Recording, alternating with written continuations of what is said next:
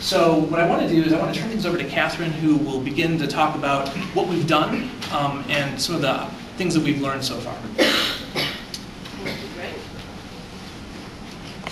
So what you couldn't necessarily see in the video was that on the iCommunity or the mobile platform, we can do all the same things that we can do on a traditional community, things like flash polls, surveys.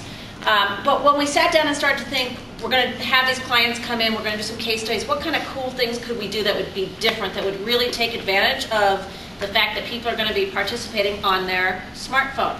So we thought about that, and we came up with a whole list of activities that we were going to do for our case studies. So things like day in the life overview. So I'm a single mother of triplets, and so think about me getting ready for my back to school shopping. In the morning, I have to, get the kids up, and then I'm going to have to maybe the first day of school, get them off to school, and then I'm going to run to the grocery store, and I'm going to be doing all these things. If you wanted to know what is my day like, you could ask me, so what was that first day of school like today? And at the end of the day, I would sit down at my computer and I'd type in everything I did. Well, now, because I'm doing it on a smartphone, guess what? I'm answering those questions as I'm at the bus stop. I'm answering them when I'm at Starbucks getting my coffee, thinking, thank God they're out of the house. I'm going to the grocery store. I'm getting home. I'm excited to see them when they get home and hear all about their day. And as I'm going through my day, I'm going to be typing in my responses to my day in the life. Another example might be a shelf set. So if you think, during that day I went to the grocery store and I had to get snack food for their lunches. So I'm looking at all those potato chips and pretzels and popcorn and trying to decide which one do I want to get. Well, which one caught my eye? Why did it catch my eye? When I'm looking at that shelf set, what did I do? Did I pick something up? Did I turn it over? Did I read the back? All those things. Now I have my smartphone with me in the grocery store, so I can really tell you exactly what I was doing. Maybe I can even take a picture and show you this is what I saw and this is the one that caught my eye. Another thing that we can do is respond to confessionals. We're going to be showing you some of these at the end. But what this is because video is so easy on an iPhone, so you can just snap and take it, we can get people, when we ask them, how did you feel about that? We can actually see them and see the expressions on their face and feel those emotions. And so it's a really nice way to get people to tell us, and sometimes they don't even want to type. Sometimes they might just want to talk. And so they can upload videos to us. So as I mentioned, we paired with 3 of our clients, Visa, Blue Bunny, and GM. And that whole group of activities I just showed you, we tried to cover as many of those as we possibly could. So we had deprivation exercises. What would it be like if you couldn't use cash for a couple of days? We had shelf set exercises. Go to the store, tell us about the packaging. What caught your eye? What did you notice? We had a mobile banking interface activity. What I'm going to go over today is just one example from each of the 3 clients and give you a feel for why being able to do this research on mobile made so much sense. So the first case study is Visa. And one of the things that's really neat about this mobile technology is the video piece of it. So typically on a community, someone will sit down and they'll read their instructions of what it is they're supposed to do for that particular activity. In this case, we thought it would be fun to have a video instruction. And if I can figure this out. Hi, welcome to the social media topic. In this topic, we want to see what you guys have to say about social media outlets that are out there right now. Which ones do you participate in? Which ones do you like? Which ones do you dislike? Are there particular brands that you notice that have been involved in social media? And do you feel like there's any kind of benefit to you by having those brands out there? And are there any brands that you particularly like or follow on any of the social networks that you participate in?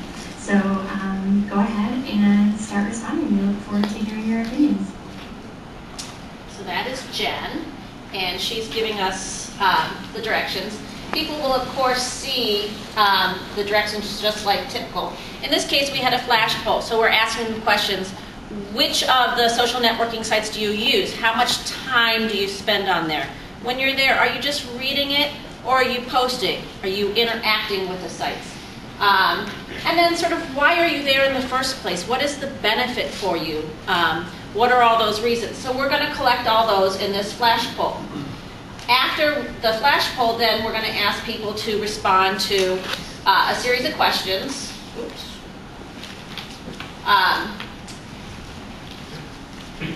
And what you'll see here is an example of some of the types of responses we get. And what's really interesting is just if you look at the length of these responses, people are telling us quite a bit. The reason we chose this particular activity is because we posted this exact same thing on the traditional community that we have for Visa right now.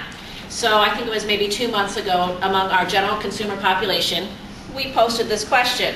And so Cheryl, my client at Visa, thought, well, this would be a great way to see what's the difference between a mobile community and a traditional community, and sort of how their adoption rates and what they're doing within social networking might be different.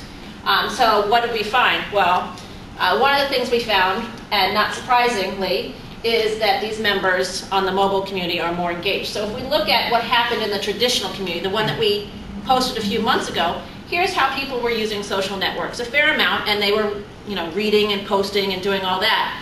But when we asked these mobile members, here's what we found. Now again, maybe not all that surprising, but what's key here is we found a way to get to a new audience. So these people aren't in our traditional community, or they're not answering. And so we thought that was a really interesting finding. Now, granted, I can't say, is the difference because they answered on a smartphone versus they were in our traditional community? Are the demographics different? Yeah, they are. I can't pinpoint exactly the research on that yet. That's something we need to continue to look into. But still an interesting finding. Just some other things we found within this group is that these people are much more likely to be participating in things like Groupon and online deal saving sites. They also are more likely to be following brands. So you can see some of the quotes here that these mobile members are really active online. So again, just another way to get to people that we might not necessarily be getting to, and getting them in the moment. So that's what we learned from Visa. The second case study is for General Motors. So GM really started thinking about, I wonder sort of what is the one thing that people really love about their vehicle, and what would be the one thing that, if I could change anything, what would it be? And so we had an activity where we asked just that. So we're going to go through a flash poll like you saw in the last one, where we're asking people specifically, what is that one area that you want to change? And see what it is. The reason that GM was so excited about doing this one is, and Joyce from GM says, the thing that excites us most is the ability to get responses while the participant is actually interacting with their vehicle. These videos are much more compelling to drive change. So what you're going to see here, in this activity, not only did we ask them to answer these questions, we asked them to load pictures up. So when they're thinking about, gee, I wonder what that one thing is, they're actually sitting in their vehicle. And so what we found are the top areas for change. They'd like to have the interior gauges and controls. And this is sort of a fun quote here, because the guy who's answering this wants something for his MP3, so he's obviously a gadget guy, and no surprise maybe that that's what came up. But what you see on the right are just some of the pictures we got. So these people are pinpointing for us, when I say gauges, this is what I mean. When I say the dials, I mean these dials. And you can actually see and feel exactly what they want. So at GM, they can go back to their engineers and say, here's the part that we need to change. And the person was actually in the car answering the question, because you're looking at the picture. So you have that visual evidence just to drive home the point even more. The final case study that we did was for Blue Bunny. And for those of you who don't know, does anyone know who Blue Bunny is? Yeah. Ice cream. So Blue Bunny's been making ice cream for almost 100 years. They're on the shelves at Walmart, among other places. And what Blue Bunny wanted to look at was what the pain points, and I don't have any pain points when I scoop ice cream and eat ice cream, but people do. So what were the pain points when scooping ice cream, and what might be some of the solutions? So we asked a dialogue and a flash poll, sort of, so what's hard about it? Is it the messiness? Is it getting off the lid? What are all the problems? And again, one of the things we found here is that the beauty of having that video and that just real rich qualitative depth in answers was really compelling. So this is Steve, our Blue Bunny client.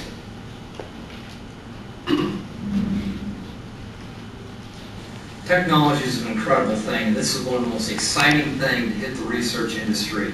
This allows everyone to take full advantage of accessing consumer anywhere, anytime, 24/7, and capturing the deepest emotions through either visual or through recording of the consumer's sentiments anytime. It's a great device. I encourage everybody to take full advantage of it.